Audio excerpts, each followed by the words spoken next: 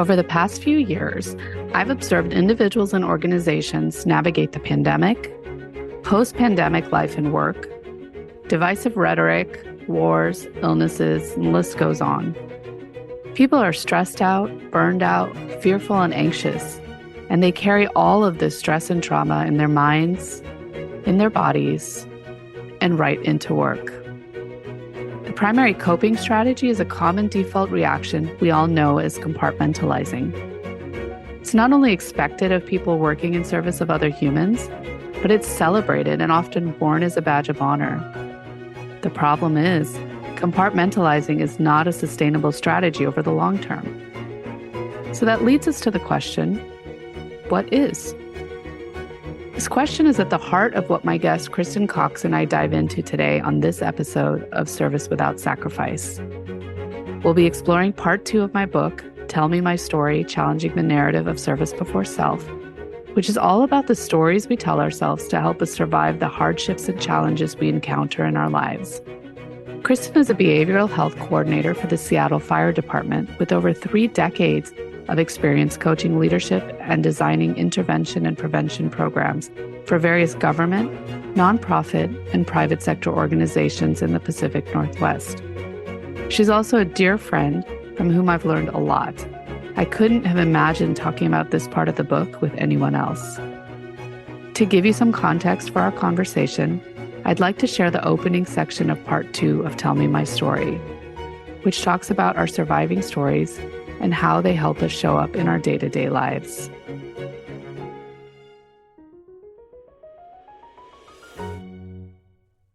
Surviving. Our surviving stories are influenced by the hardships, tragedies, and traumas of our shaping stories and experiences. They're the result of stories we tell ourselves to make meaning of the challenging and painful experiences we encounter as we move through life. When we bump up against thoughts, beliefs, values, and perspectives different from our own, our brain initially views these new perspectives as threats and activates our sympathetic nervous system. Surviving stories are experienced as nervous system reactions, which are designed to keep us safe when we're in danger. The problem is, our brain can't differentiate between real threats and perceived threats, or threats to our bodies versus threats to our identity or ego, meaning that our sympathetic nervous system can stay activated for much longer than it should be. There are a total of 5 nervous system reactions. In addition to fight or flight, there are freeze, fix, and fake. Fight shows up as blame, criticism, judgment, or even violence. All of these can be turned in towards ourselves or out toward others. Flight is about escaping a situation, physically or mentally. This reaction often leads to numbing our feelings and emotions through addictions and is also the reaction that makes it difficult for us to connect meaningfully with others. Freeze means feeling stuck, unable to make a choice or move forward out of fear. Fix is an intense desire to change ourselves or our circumstances and comes from a place of feeling unworthy of love and belonging as we are. Fake is a need for control that often pushes people to hide themselves behind a mask of perfectionism and prevents them from showing vulnerability.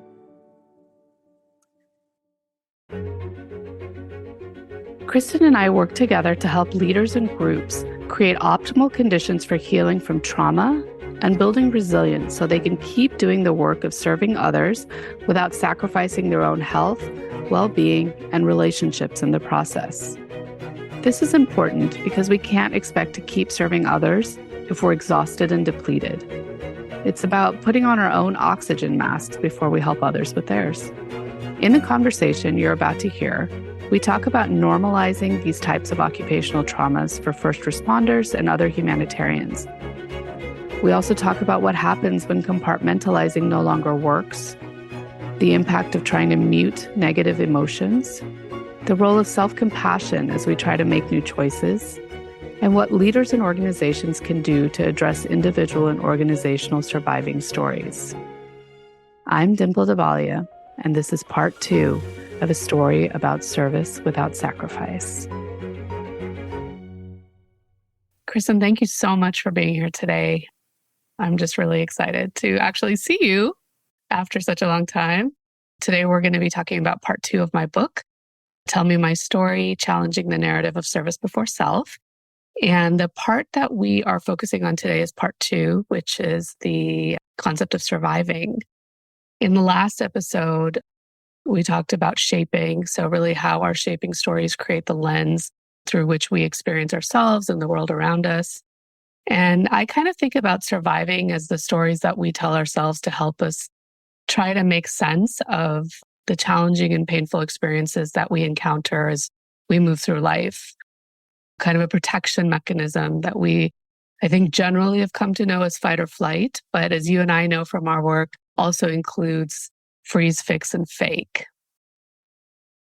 With that kind of context being set, I just wanted to start with the question of what came up for you as you move through this section of the book? It's hard for me to limit just to the section that is surviving. Yeah, feel free to talk about the other sections too. Okay, because I was really struck by, I love the framework that you created and makes me want to go back and kind of dig through some of the things that I've been through. Because like you, I have only told pieces of my story along the way and never really seen the whole arc all laid out and then examined. But one of the things that came up for me while I was really focused on the surviving section was all about the first responders that I work with and have worked with for 30 plus years, all of the things that they do to survive that career. And they get very creative. And at one point, I think in your book, you talk about compartmentalizing. And I tell people regularly that if I had $1 for every time somebody said the word, oh, I just compartmentalize, Yeah. and that's their only strategy, I would never have to work again because it's not only rampant, but it's accepted and encouraged in the first responder world. Well, yeah. And I think even beyond the first responder world, I talk about this a lot, that as humans, we have like a certain capacity before we're going to hit that wall.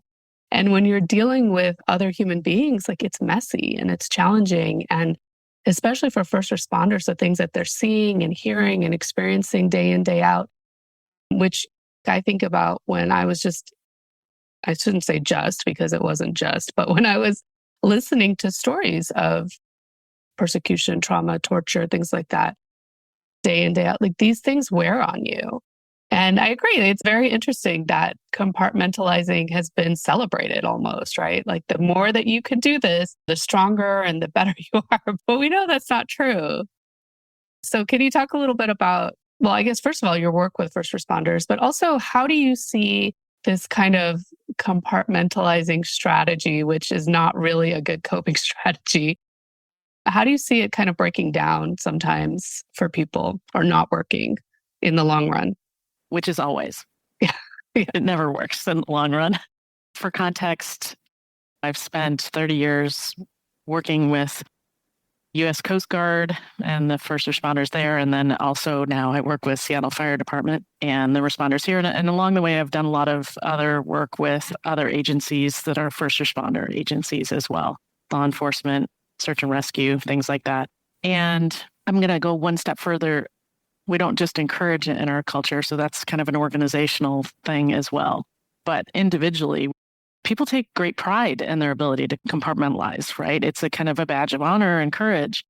And what I hear and see is that is the strategy for a lot of people. And they don't even consider that it might not eventually serve them until it eventually is not serving them well at all. And how they know that is either their body is doing things that is hitting the panic button for the stress response, similar to what you described in your book about your experience, and they're ignoring it and they're pushing it down. And so the stress response keeps getting more and more intense. And I'm just going to take a little quick pause to do explanation about that I use with first responders all the time that I think is very instructive and people usually get really easily. When I took an advanced trauma training, we talked a little bit about how the stress response essentially keeps speaking to you in terms that you cannot ignore eventually. And I used that with my dog, my beagle, who we got when she was 6 years old. So she had a history that we didn't know about, probably some trauma in there because she was very skittish. And she was super hyper reactive. Anytime anyone came near the house, she would yell at the top of her lungs. And our instinct also, when we first got her, was to just say, shh, Bunny, quit, stop. And then eventually, when you lose your patience, maybe even yell at her. And she would just bark louder and louder and louder and more robustly. After I took that trauma training, I thought, you know what? I wonder if she is trying to tell us something and we are not listening. And that's why she keeps ramping up. So I approached the next time she barked when the Amazon guy showed up in the driveway with, thank you, Bunny. Thanks. Thanks for letting us know. And she looked at me like, you have never listened to me before. Why would you listen to me now? Wow. But she stopped. And eventually, when we did that every single time, she ended up quieting down. And she's actually a much less skittish dog, much happier. Because again, she's like, listen, I'm trying to tell you something, just like your stress response in your body. I'm trying to tell you something and you're not listening, and I'm just going to have to up the ante. What we see with first responders is it shows up outside of work first, right? Because they hold it together at work and then they've got nothing left to be able to cope reliably, and they just have no tolerance left by the time they leave the shift. And anybody they encounter outside of work sometimes pays the price, including their families. Yeah. Issues start bubbling up outside of work and then at work. And then there's a little bit of compassion fatigue and that kind of flat affect. And then there's conflict with their coworkers because they're all just trying to kind of hold it together. They just don't have the capacity anymore. It's used up trying to keep everything down. And I appreciate the explanations as well. First of all, it's amazing about your dog too, because I think that's true, right? It's a very common universal experience for all living beings to kind of go through that. On top of what you're saying in terms of the conflict, what I see as well is the resulting like shame that starts to build up too. To your point about compassion fatigue, I think as people who are in these lines of work, we start hitting those walls. There's a lot of shame that comes up with that too, that feeling like, what's wrong with me? Why can't I do this? And it starts to feel very isolating as well, despite the fact that we know that so many people around us, especially in similar lines of work, are experiencing the same thing. Can you talk a little bit about this idea of like the shame and the stigma, and what are some of the things that you're kind of thinking about as you work with your first responders about how to help them navigate through that?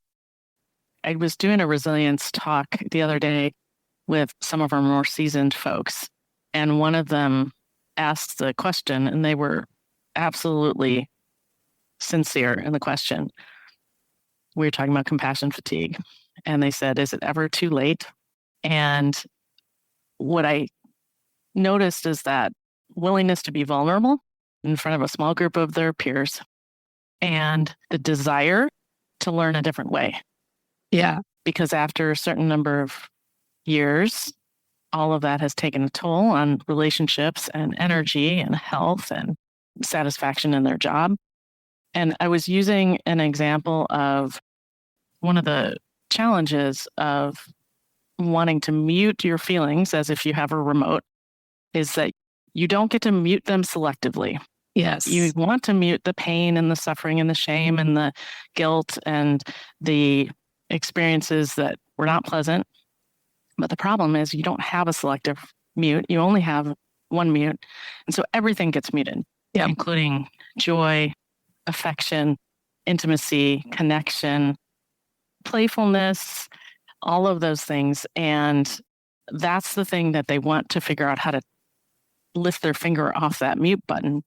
And so we talk about toggling a little bit and playing with and experimenting in a fairly safe environment where you can widen that window of tolerance, and really just naming that too. And like, listen, when you start to take your finger off that remote, it might not be pleasant initially. Yeah.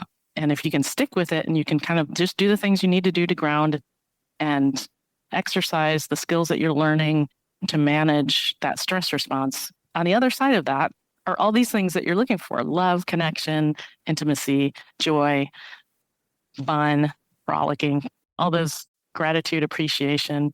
Yeah. And I think what I usually add to that also is in taking off, I haven't used that analogy of the pause button, but I love it because it's such a perfect visual reminder, right? But I think when we are removing our finger from the pause button, there has to be an element of really strongly practicing self-compassion as well, because Yes. like we will continue to backslide over and over and over again in this desire to do something new and to make these changes. And we know that our shaping stories are those deeply etched neural pathways that have been there forever or for most of our lives. And our surviving stories are just these default reactions that we have. When we want to change them, it's not as simple as just lift our natural muscle memory for the finger is to go right back to the pause button. And so this idea of how do I have self-compassion, which is another practice that's not easy to develop. And it's so we have to be so intentional. That's sometimes another piece of this whole process that's so challenging is there's so many things where we've been moving through life just trying to survive, basically.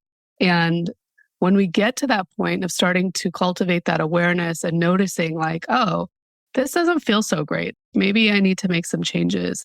The level of intentionality we now have to bring to so many different pieces is a bit exhausting. And so what are some things that in terms of like how you help people move through that? Because I think that's something that I encounter a lot with people that I serve is just this feeling of like, I don't have time to do all this stuff. I don't have the energy to do all this stuff. Even though I know that, like you said, when I get to the other side of it, it's going to be so much better. But there's this gap between those two places, that I think sometimes it's hard to bridge. Yes. What I've had the best success with, I think, is explaining to people that you do this work because you have compassion for people, for humanity, people you don't even know, people who probably you wouldn't necessarily associate with in a regular life. And you have compassion for their situation and their circumstances. And compassion is not just feeling what they feel, but is wanting to alleviate the suffering. And so we talk about what that means. Even just being there, even if you can't do anything, witnessing their suffering is still compassion, service. I praise people up one side and down the other for having that expansive compassion. And also, we talk about the realities of the fact that you put your job and everything that you do for other at the top of the list, and then your family, maybe they're the other way around. I don't know. Some people, right? And all the people that are in your professional life and your personal life. And then at the very bottom is you. And a first responder, which is the people that I work with the most, they will always put themselves at the bottom. And I've gotten to the point where I've said, okay, I'm not asking you to put yourself at the top of the list, although that's really where you should be for a whole bunch of reasons. And we talked about those reasons. But I would be happy if you just didn't drop off the list. Yeah. Right? I'm okay as long as you include yourself. Your compassion cannot be complete unless you include yourself in that practice. Yeah. And then I've also gotten a lot of bang for the buck in talking about the research of compassionate service and how that actually improves not just your own well-being, but actually your performance, because that's culturally something that people are more willing to invest in.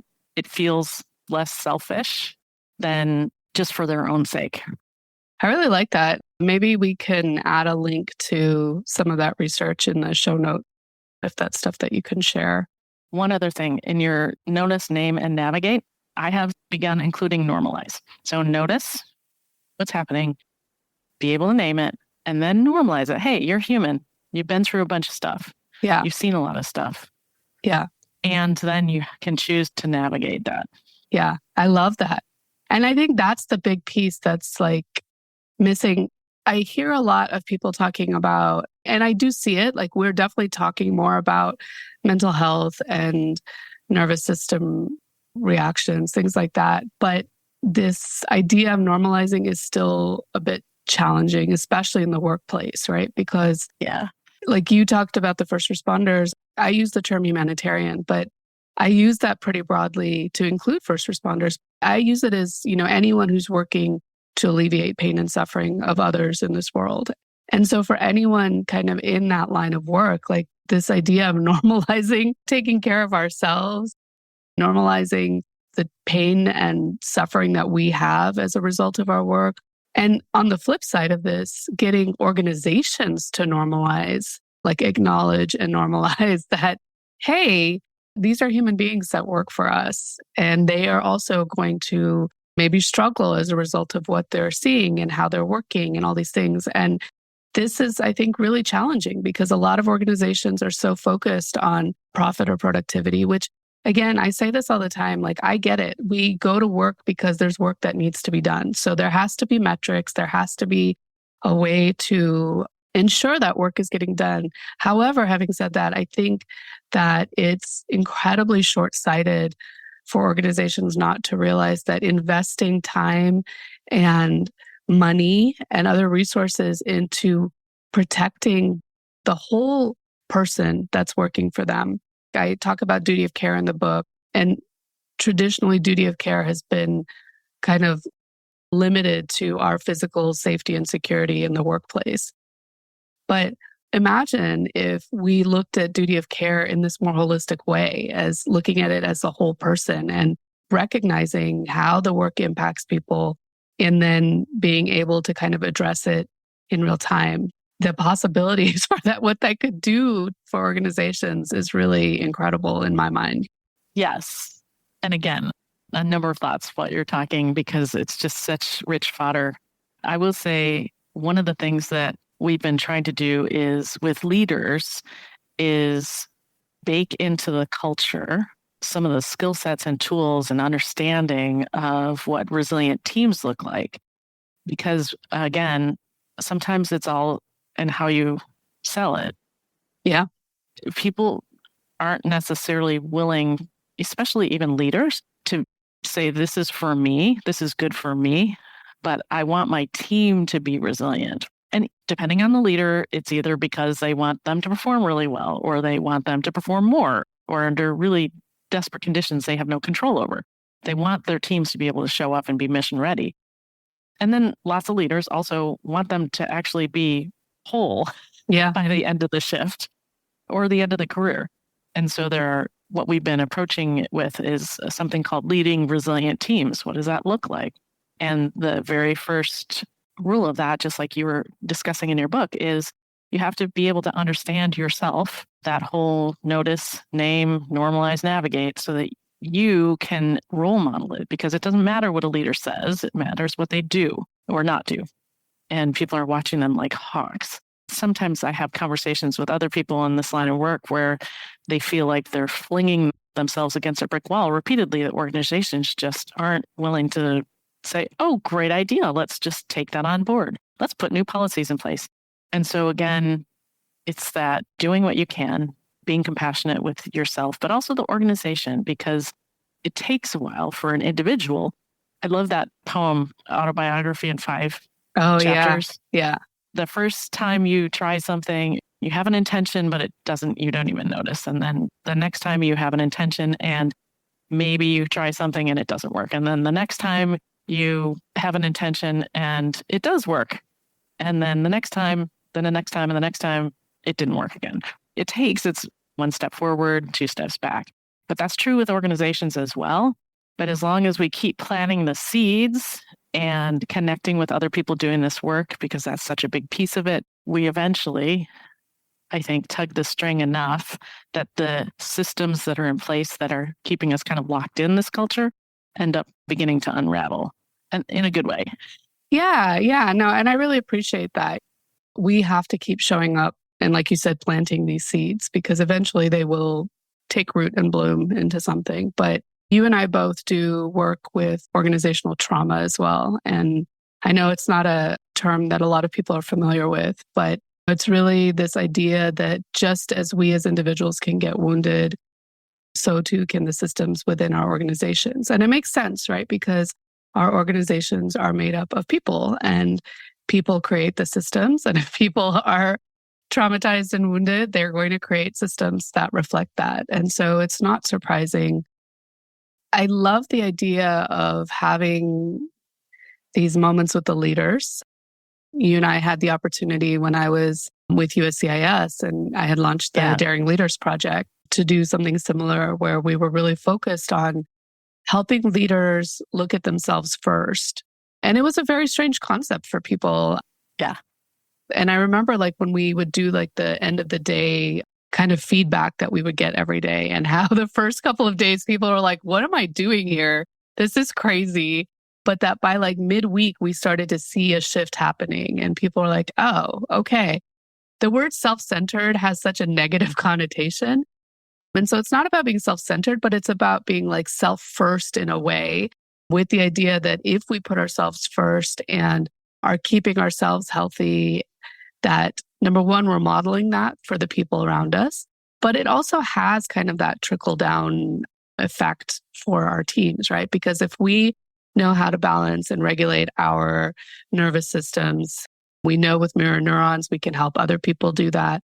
And so like there's a lot of benefits to working with leaders in this way to help them address like their own surviving stories. Yeah. Like recognize them first and then address them.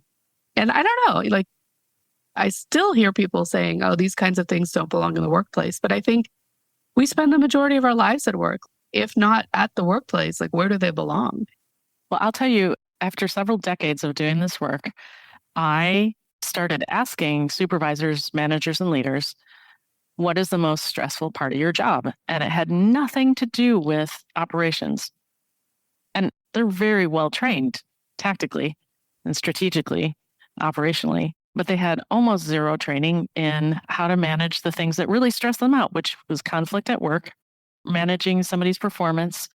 If somebody that worked for them had a personal concern or issue or stress, so they were worried about them, how do I approach them? How do I support them? What do I say to them? What are the resources? Talk about survival strategies. I would say most first responder folks would be like, I'm just going to punt that to someone else. I'm just going to tell them to go use the EAP. We call that the hot potato phenomenon. Like, this person has a problem. You should go talk to this person. And it caused them the most stress by saying, hey, in order to reduce your own stress and have a more resilient team, wouldn't it be awesome if you had the skill set to have those conversations, to have those challenging relational kinds of trust building, psychological safety environments? What goes into that? Oh, well, one of the things is you need to be able to emotionally regulate yourself. What does that mean? Use that kind of as a jumping off point. If you can feel it, you can heal it. If you can name it, you can tame it. And again, that's true for individuals and teams, but it's also true for an organization. For sure. For sure. It's interesting. One of the biggest surviving issues over the last few years came out of COVID, right? It was interesting to just be watching what organizations were doing at the time because, yeah, to your point, people did not know how to have conversations. And the biggest conversational gap was around grief. We do not, as a society, understand how to support people who are grieving. And a lot of people lost loved ones through COVID. But I say this a lot, that we lost our way of life, how we were used to living life. And that was definitely something to be grieved. And I know in our organization, there was a lot of really higher level leadership doubling down on productivity markers and stuff during that time. And I was thinking, people are trying to figure out how to educate their kids and be stuck in the house. And why aren't we acknowledging the collective grief? Why aren't we acknowledging the very real trauma of going through a global pandemic, which most of us had not been through before? I feel like there's just a lot of missed opportunities that we continue to see popping up. I agree. What the research shows is that in order for people to heal from any kind of high stress or trauma or grief event, it takes a feeling of safety, especially psychological safety. And then also it has to be in context with connection. There has to be some other human or even dog animal to basically co-regulate with. And the pandemic really limited people's options in that arena. what does that mean to create safe places and connections when you can't physically get in the same room, and stretching that. The good news for me is that I think people just became really painfully aware where they didn't feel safe and where they didn't feel like they had connection. I would guess, I don't have any research on this, I'm sure there is though, I would guess that a lot of people were feeling a lot of that prior to the pandemic, and then it just put it in relief. It just really brought it to the surface. And so to me, that's a good thing. I mean, it was painful, but it really focused and highlighted, oh, yeah, lots of work to do in this arena. And we need to start talking about it. I agree 100%. And I think that talking about it is the biggest thing. Well, talking about it, but actually taking action, right? I mentioned this in the book, especially in like the government. I had seen a report come out from OPM, which is the Office of Personnel Management. They're kind of the HR arm for the government. And they had created this whole framework to respond to some of the things that came out of the pandemic, which I think that's great. But once again, there was zero mention of workforce health and well-being.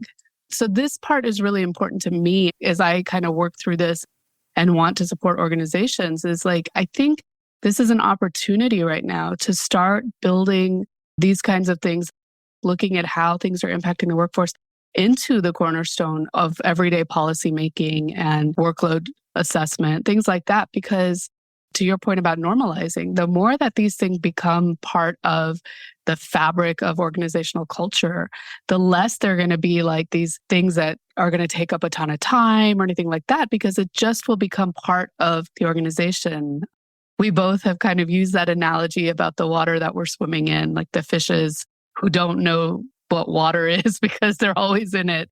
This idea of surviving, this idea of being in fight or flight, freeze, fix, fake, this is the water for individuals and for the organizations. And if all of us don't start acknowledging it and start naming it, normalizing it, it will just continue to see the same patterns being repeated over and over again with a lot of unhealthy people. And that's a shame, because I've always said that this type of humanitarian work, first responder work, things like that, it takes a very special personality and a person to do that type of work that can withstand the pain of what you're seeing and experiencing and things like that. And if we don't take care of the people who are doing this work, who's going to then go out and take care of the people who need these services?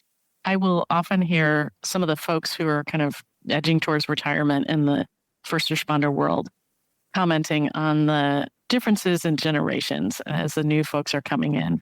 And my most recent response has been, listen, I have a ton of respect for anybody who decides to become a first responder or a healthcare provider, a law enforcement officer after the pandemic, because they're going in with their eyes wide open. Yeah. They saw what that was like and they chose still to do it. Yeah. And I have such respect for that. To your point about what organizations can do, and also the survival mechanisms, the 5Fs, part of the work that we've done so far is when we're getting more focused on naming that. But we have yet, I believe, a ways to go to talk to people about what else they can do, right? So noticing and naming and choosing to navigate, I think part of the next story is giving them healthy options. What does that look like? What is the menu out there? For example, on the organizational front, the Coast Guard did something fantastic during the pandemic. They launched a 1-hour web meeting every Wednesday, and they recorded it. So no matter where you were or when you were able to watch it, you could watch it on, it was called Wellness Wednesday. And they just started having conversations about resilience and grief and loss and anxiety and mental health. And then they started weaving in sleep and all sorts of stuff. And they still are doing it today, every week, Wellness Wednesday, every week. And that is one of the best practices, right? I think that's, is sharing the conversation. So I wish there was a bigger repository for best practices as we're developing them, because I think we don't all have all the answers at the moment. But I think we need to focus, instead of like a moth to a flame, if we tell them what not to do, they will go straight there. If we encourage them to do these other things, maybe there's an option. Experiment with this, see what it's like. Take what works for you as an organization. Where is that repository of information about how to navigate? Yeah, that's a great point. And I think that also taps into our individual sense of agency. If we have multiple options that we can choose, because as human beings, we're all different too. What works for one group isn't necessarily going to work for the other, or what works for one individual isn't necessarily going to work for the other. And so having different options, I agree with you. It would be nice to have more things like that. And this is where I think bringing in the kind of story healing, story circles can be really effective, because similar to what you just described with the Coast Guard, in my previous agency, we started the coffee chats, which were another opportunity for people to kind of get together and talk about different topics, and like grief, like anxiety, or even just random things like, I'm a vegan, here are some of the things that I like to cook or whatever. But it fostered that sense of connection, first of all, and helped to stem that kind of the loneliness that we can feel when we're not feeling connected, and especially when we are in these remote environments now. But it also allowed people to hear what others were doing. And it was that sharing and exchange of ideas. And so I do like that as an intervention, but I agree, like it would be nice to then capture these things and have them somewhere. I will also say that it's not just telling your story, it's being able to honor your story in my mind, and then be able to live the lessons. With the critical and distress management work that I do, we usually wrap up group interventions with some kind of like, yes, you've told your story, but now we've also talked about how you've coped and what's working and what's not working. So it's not just what happened to you, but it's what you did with it. And then you get to choose. You choose what you're going to carry forward in honor of having participated in that situation. Yeah, that's really beautiful. That's really beautiful. And I think that aspect of ritual is something we need to integrate more as well. So I really love that. I can't believe how quickly the time goes. So I want to thank you again for being here today, Kristen. And as we close out, I just want to ask one final question, which is kind of in the container of this brave space that we've created together today, or that we continue to create even outside of this. What does service without self-sacrifice mean to you? It means showing up with your whole self present. I feel like you have a duty and a responsibility to care for yourself with the same loving kindness, tenderness that you would for anyone else that you serve. That is what refills your bucket. It's not just external. It's what refills your bucket so that you can continue to pour for those who need it. Thank you.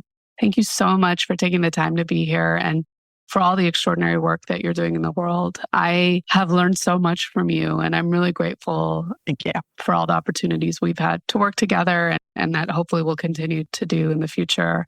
We will put a link in the show notes about where you can connect with Kristin. And for everyone listening, I just want to remind you that at the heart of the word humanitarian is human, and we can choose to serve others without sacrificing our own health, well-being, and humanity in the process. So until next time, be well, and thank you so much for your service. Thank you for your service, Dimple. Thanks so much for tuning into this episode of Service Without Sacrifice. If we want to put the human back into humanitarian work, we have to get this message in front of as many people as possible. And this, my friends, depends a lot on word of mouth. So if you enjoy these conversations and find them to be valuable, please like, subscribe, and review Service Without Sacrifice on your favorite podcasting platform. And share it with others who might benefit. And producing this show is a labor of love, and your support will help me to continue creating new content and sharing stories of hope, healing, and human-centered leadership for years to come. Please consider becoming a paid subscriber over on Substack, where I'm working to build a community with my newsletter and content hub, Dear Humanitarian. You can find out more about my writing, the book, our online story healing community called the Hummingbird Circle, as well as how to work with me over at rootsintheclouds.com. And I'd like to take a moment here to acknowledge how grateful I am to live, write, work, and record this podcast on the ancestral lands of the Dogue and Piscataway tribes. And I'd also like to take a moment to thank the team over at One Stone Creative for editing and producing this series. And finally, I'd like to thank you so much for your support, and most of all, thank you for your service.